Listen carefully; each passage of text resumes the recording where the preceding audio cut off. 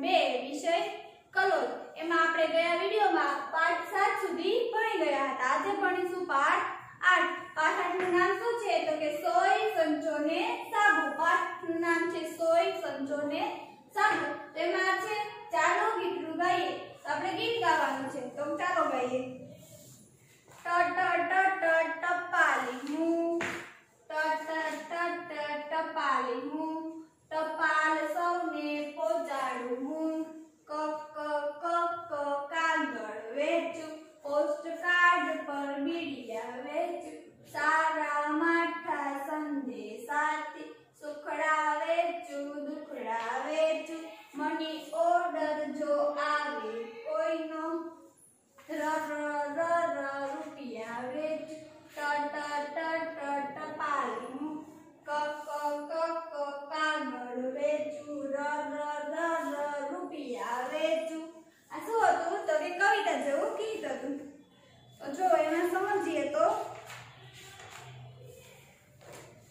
ટ ટ ટ ટ ટપાલી હું એટલે કે હું એક ટપાલી છું। આ જે ટપાલી હોય ને એના મંતવ્ય અથવા કે એનું ગીત ગાય છે કે હું એક ટપાલી છું। તો કે ટપાલી શું કરે છે? ટપાલ સૌને પહોંચાડું। હું બધાને શું પહોંચાડું તો કે ટપાલ પહોંચાડું। ટપાલ એટલે શું થાય બધાને ખબર છે?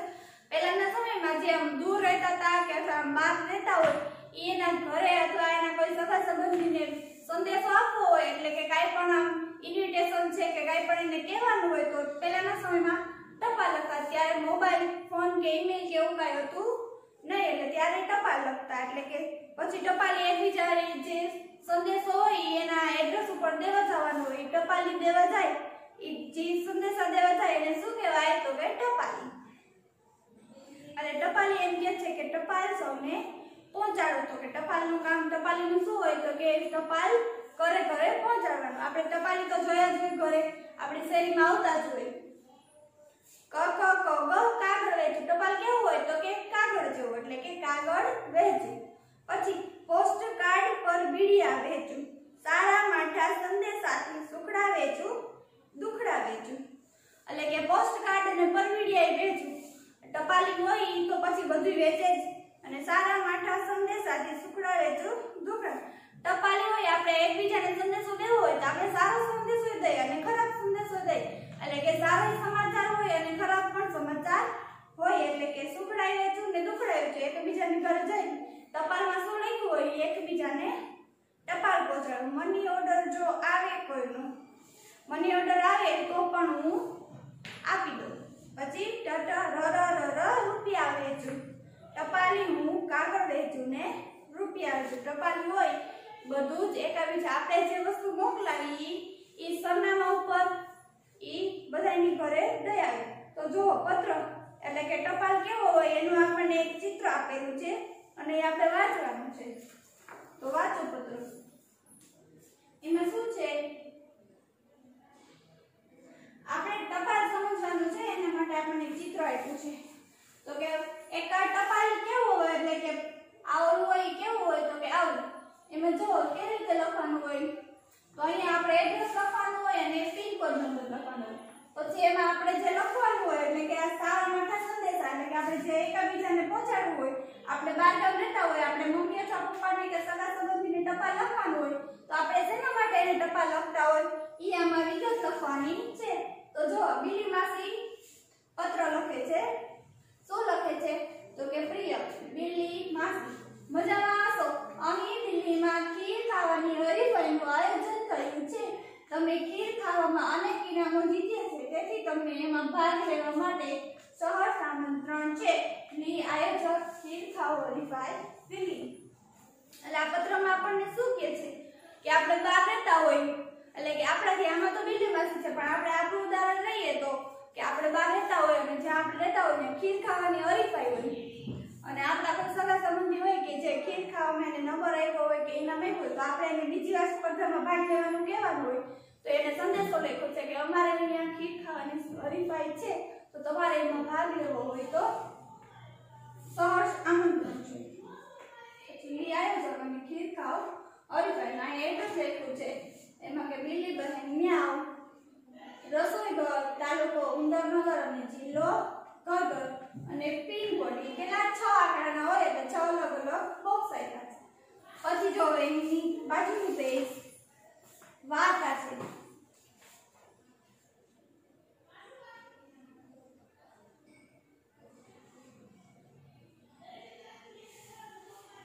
જો વાર્તા સમજીએ શું છે વાર્તામાં.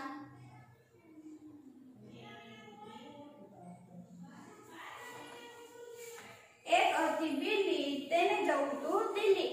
એટલે એક બિલાડી હતી, એને ક્યાં જવું હતું તો કે દિલ્હી. પણ જવું કઈ રીતે? બિલાડી હોય એને જવું તો દિલ્હી, તો એને એમ વિચારતો કે હું કેવી રીતે જઈશ. આપણે બહાર જવાનું હોય અથવા દિલ્હી જવાનું હોય તો આપણને વિચાર આવે ને કે કેવી રીતે જઈશ, શું તૈયારી કરીને જઈશ. એવી રીતે એને વિચાર આવે છે કે કેવી રીતે જવું દિલ્હી. પછી જો આગળ તેણે બધા પ્રાણીઓને વાત કરી. એટલે એને આપણે બધાને પૂછીને કે મારે અહીંયા જવું છે એટલે આપણે ઘરના સભ્યોને કેમ વાત કરીને એટલે એને પછી જો તેને બધા પ્રાણીઓને વાત કરી રસ્તો જોડ્યો. બિલ્લી ગઈ ખેડૂત પાસે. એટલે એને એકાબીજાએ માર્ગદર્શન આપ્યું કે આ બધા પ્રાણીઓ જંગલમાં ભેગા થયા એટલે બધાએ કીધું કે અહીંયાથી આમ દિલ્હી જવાય એટલે કે રસ્તો જોડ્યો. પછી તો કે બિલ્લી ગઈ ખેડૂત પાસે. ખેડૂતભાઈ મારે થોડું કામ છે. પછી બિલ્લી કોની પાસે ગઈ તો કે ખેડૂત પાસે. ખેડૂતને જઈને શું કહે છે તો કે ખેડૂતભાઈ મારે થોડું કામ છે, મને થોડો કપાસ આપો ને. એટલે બિલ્લી ખેડૂત પાસે શું માંગવા ગઈ તો કે કપાસ. શું કહે છે ખેડૂતને? ખેડૂત ખેતી કરે, અનાજ વાવે અને કપાસ પણ વાવે. કપાસ લઈ બિલાડી આગળ ચાલે. બિલ્લી ખેડૂત પાસેથી કપાસ લઈને આગળ વધી. તો કે ખેડૂત શું કામ હોય? ખેડૂત કામ કરતો હોય. શું કામ કરતો હોય તો કે ખેડૂત ખેતી કરે અને અનાજ વાવે ને કપાસ પણ વાવે. પછી ત્યાંથી બિલાડી આગળ ગઈ. બિલાડી પિંજારા પાસે ગઈ. બિલાડી ખેડૂત પાસેથી આગળ કોની પાસે ગઈ તો કે પિંજારા પાસેથી. તો કે પિંજારાભાઈ મારે થોડું કામ છે, મને આ કપાસ પીંજી આપો. પિંજરાનું શું કામ હોય તો કે કપાસ પીંજવાનું. એટલે બિલાડી કપાસ લઈને પિંજારા પાસે ગઈ અને પિંજરાભાઈને કહે છે કે પિંજરાભાઈ મારે તમારું કામ છે. તો પિંજરાભાઈ કહે છે શું કામ છે તો કે મને આ કપાસ પીંજી આપો.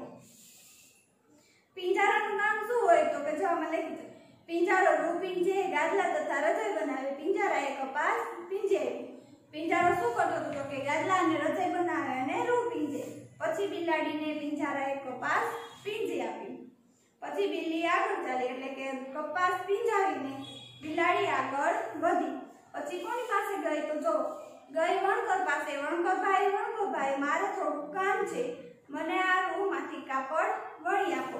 તો આપણે વાક્ય સાંભળતા આપણને શું વિચાર આવે કે વણકરનું કામ શું હોય તો કે કાપડને રૂમાંથી કાપડ વણી આપવાનું.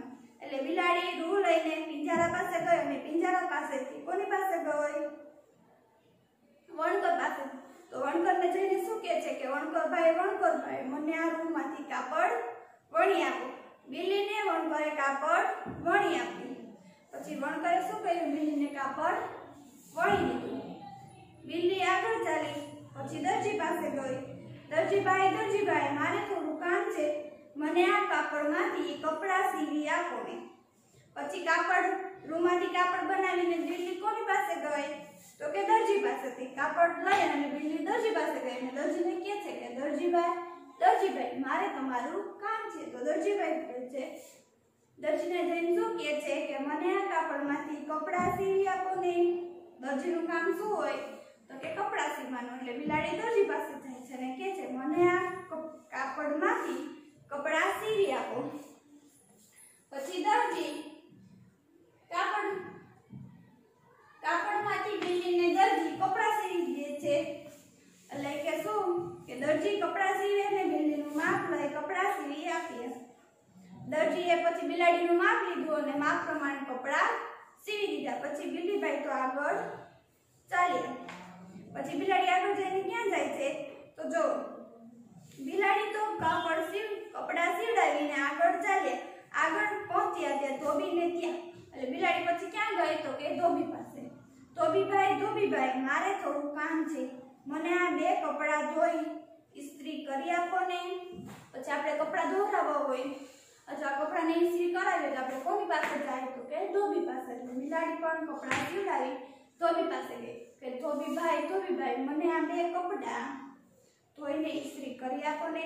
ધોબીભાઈ કપડા ધોવે અને ઇસ્ત્રી પણ કરે. એટલે ધોબીનું કામ શું હોય કે ધોબી કપડા પણ ધોવે અને ઇસ્ત્રી પણ કરે. ધોબીભાઈએ કપડા ધોઈને ઇસ્ત્રી કરી આપી. ધોબીએ બિલાડીને કપડા ધોઈને ઇસ્ત્રી કરી આપી. બિલાડી ત્યાંથી આગળ ચાલી ગઈ મોચીને ત્યાં. પછી બિલાડી ક્યાં ગઈ તો કે મોચીભાઈને ત્યાં. ત્યાં બિલાડીએ શું કીધું તો કે મોચીભાઈ મારે થોડું કામ છે, મને ચપ્પલ સીવી આપો ને.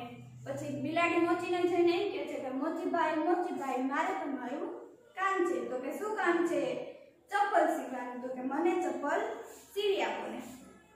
મોચી ચામડામાંથી ચપ્પલ બૂટ બનાવે. મોચીએ બિલ્લીને ચપ્પલ બનાવી આપ્યા. મોચીનું કામ શું હોય તો કે ચામડામાંથી ચપ્પલ બૂટ બનાવવાનો. એટલે કે મોચીએ બિલ્લીને ચપ્પલ બનાવી આપ્યા. પછી બિલ્લી ત્યાંથી આગળ ચાલી ગઈ સુથારને કે બિલાડી ત્યાંથી આગળ જઈને કોની પાસે ગઈ તો કે સુથારને ઘરે. તો સુથારની ઘરે જઈને બિલ્લીએ શું કીધું? સુથારભાઈ મારે થોડું કામ છે, મને એક લાકડાની ગાડી બનાવી આપો. બિલાડી પછી કોની પાસે ગઈ તો કે સુથાર પાસે. સુથારને જઈને શું કહે છે કે સુથારભાઈ મારે તમારું કામ છે. તો કે શું કામ છે? એક લાકડાની ગાડી બનાવી આપો. સુથારને શું કામ કરવાનું હોય તો કે લાકડામાંથી વસ્તુ બનાવવાનું. એટલે બિલાડી લાકડાની ગાડી બનાવવા જાય છે સુથાર પાસે. સુથારભાઈ લાકડામાંથી ખુરશી અને બારી બારણા બનાવે. એટલે સુથારનું કામ શું હોય તો કે લાકડામાંથી ખુરશી અને બારી બારણા બનાવવાનું. બિલ્લીને એક ગાડી બનાવી આપી. સુથારભાઈએ બિલ્લીને શું બનાવી દીધું તો કે એક ગાડી. બિલ્લી પછી ત્યાંથી આગળ ચાલી. બિલ્લી ત્યાંથી આગળ જઈ અને પછી હવે કોની પાસે ગઈ તો કે કુંભાર પાસેથી. અને કુંભાર પાસે જઈને બિલ્લી બોલે છે કુંભારભાઈ મારે થોડું કામ છે, મને એક નાનો ઘડો બનાવી આપ. કુંભારનું કામ શું હોય તો કે માટલા ઘડવાનું. એટલે બિલ્લી કુંભાર પાસે જઈને એમ કહે છે કે કુંભારભાઈ મને એક નાનો ઘડો બનાવી આપો. પછી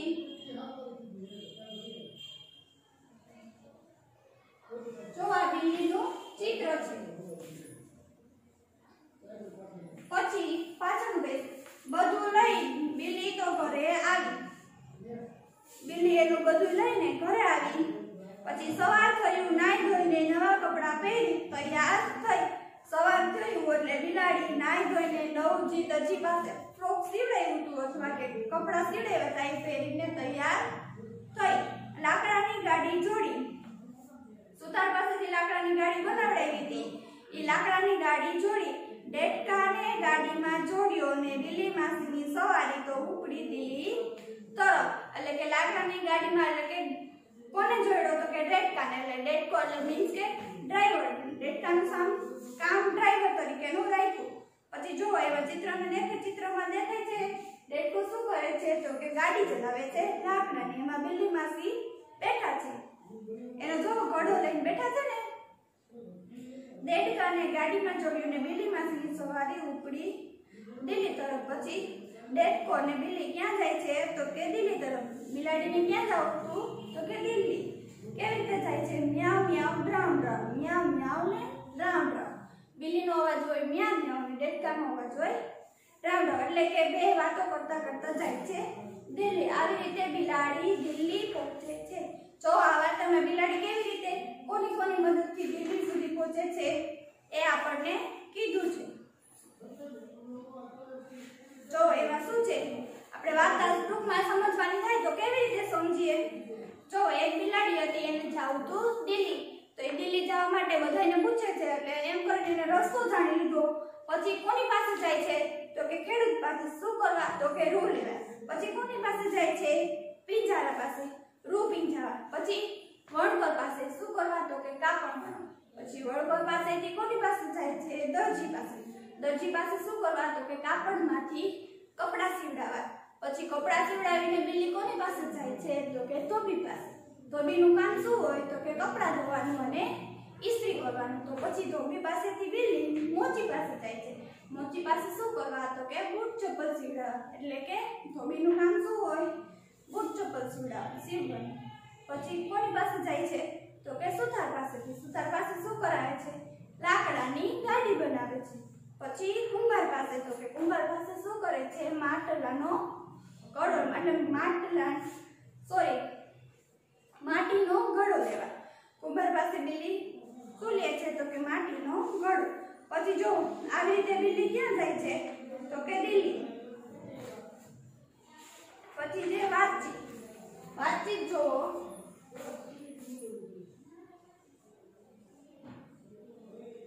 ખાલી વાતચીત જ કરવાની છે.